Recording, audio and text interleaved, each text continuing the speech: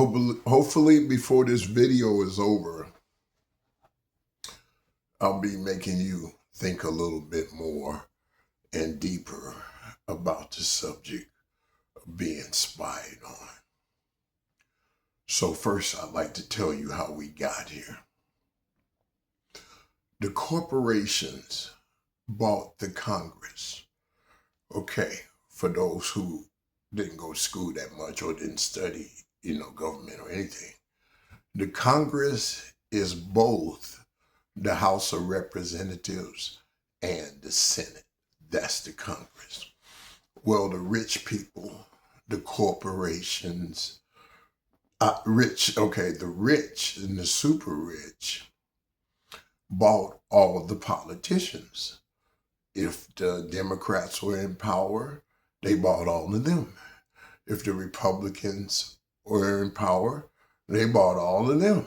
And so they got laws passed that they wanted. Okay, they got things done that they wanted to do with their money and power. Of course, they were using lobbyists and stuff like that. So the companies, I think it kind of started with driver's licenses. One day the state said, we're going to take everybody's photo. And so they said, well, that was easy. Everybody taking a picture for us like that. So they got everybody driving photo and information. So later on, the store said, well, the conglomerates that owns the stores, the large stores, said we need cameras for our security and for the people, the public safety. And if anything happens, we can have evidence for the law enforcement, Your Honor, and stuff like that. And the Congress would pass laws that said, okay, you can photograph everybody that comes in your store. The banks, let me see who I want to say, the toll roads. When you drive through the toll road, it's photographing you, your vehicle, your license plates. And if you get on the highway or the toll road, it's photographing your vehicle as you're driving every so often, So I'll move on. Essentially, I'm saying that they paid for the right to spy on Americans, and now it's so out of control. Nobody's trying to stop it, and everybody's getting used to it. I've got some notes, so don't think I'm going to lose it and just go left field on you. So let me give you examples of how they're spying on you, right? The first one I'll start with is your vehicle. Anybody that's got the newer vehicles, let's say no older than 5 years, right?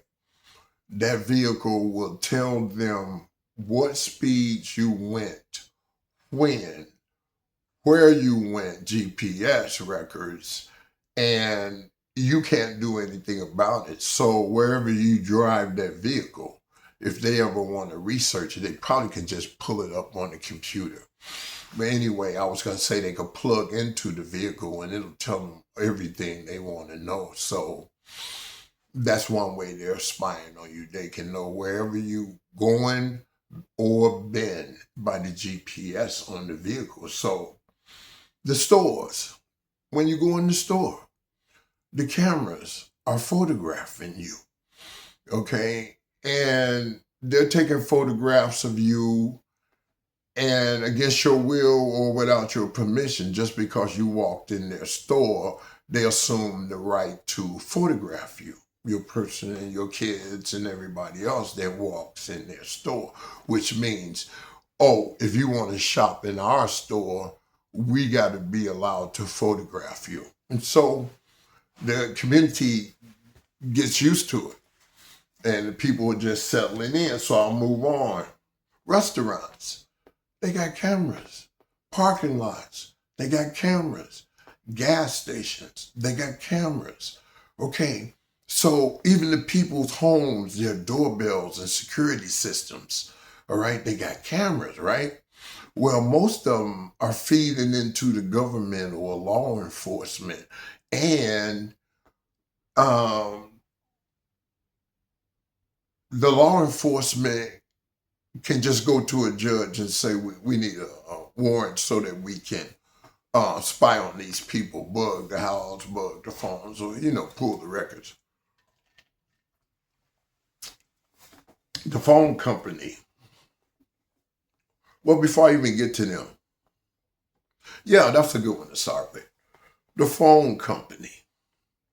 They keep records of all your texts, and they'll give those records to any law enforcement agents that say they got a warrant. Okay, so in order for them to have their business, they have to agree to never erase any text, never erase any messages, phone calls, anything they got. They're recording all the phone calls, everything. And so they just get bigger and bigger computers with more memory and AI and keep up with everybody. So anybody that they want to research their record or their personal business, they can do it through your phone. So text messages. The companies never erase any text messages. So the FBI, CIA, anybody, National Defense, Defense Intelligence, anybody, they can get your text messages from the first one you ever made to the last one. So once again, they can spy on us. All right. So emails. You can't erase the emails. Every email is copied. Every email, you can't even get them out of your phone or off your computers. And when you think you do, there's always some kind of backup on your device that they can tap into and get all the information without asking you anything. So the phone, back to the phones. The phone company, the manufacturers of the phones, they have a deal to where the government says, if you want to sell phones over here, well, you have to keep the records of, everybody's stuff in case we need it for national security purposes. So, the bright side. I'll talk about the bright side. The bright side is Elon Musk. The bright side is Elon Musk collected everybody's. So I was telling you all of that to say that he was collecting everybody's information, which I call the bright side because he's got all the information on the FBI, on the CIA, on the government officials, on the whole Congress, and on all of us. And so I don't know what a rich and powerful man like him is going to do with the information of all the American citizens, but he's a powerful man and he could crash anybody's life at will.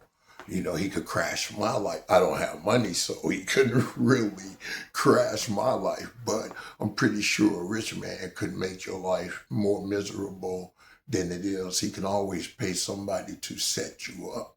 So it's not good to threaten them or really talk bad to them in their face and just be disrespectful for them. They have money. And always remember, they could just pay a junkie to hurt you or X you out. So don't, it's a losing battle if you try to fight them. Don't go against the system. I'm just trying to bring your attention to how many ways they can legally spy on you. What about your television? The television is reporting everything you watch. And not only to the ones over here in America, But over to Japan, China, wherever your TV came from, they're getting the reports back. Everything's computerized and data driven. So all of your devices spy on you, the computers, the phones, the televisions, and so the vehicles.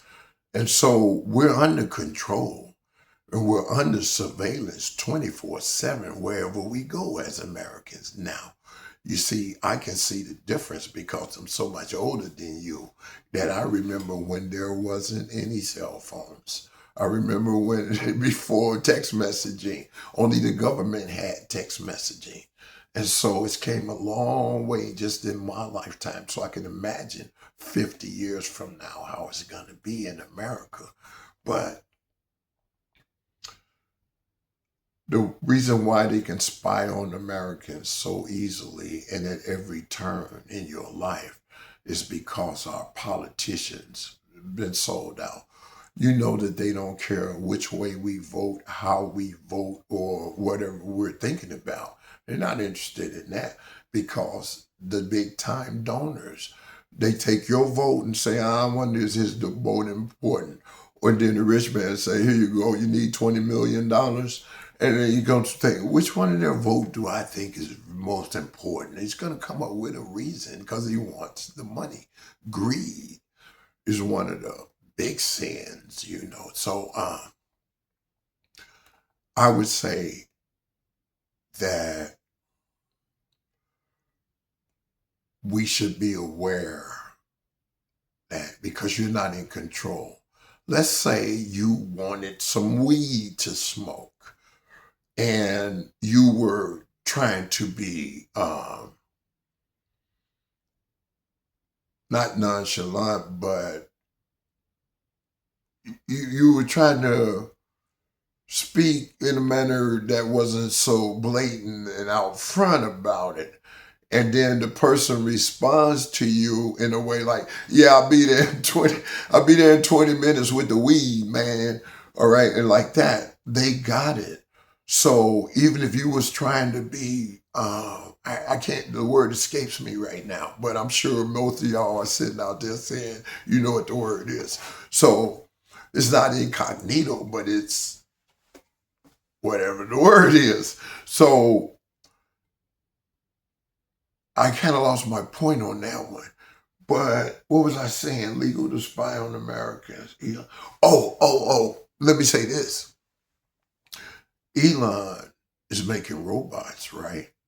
And these people are going to be buying the robots, especially the ones with money, right? First, they get all the toys and stuff like that. And when he tell them, oh, we could give you a robot, custom made, do what you want it to do, well, they really gonna jump on that.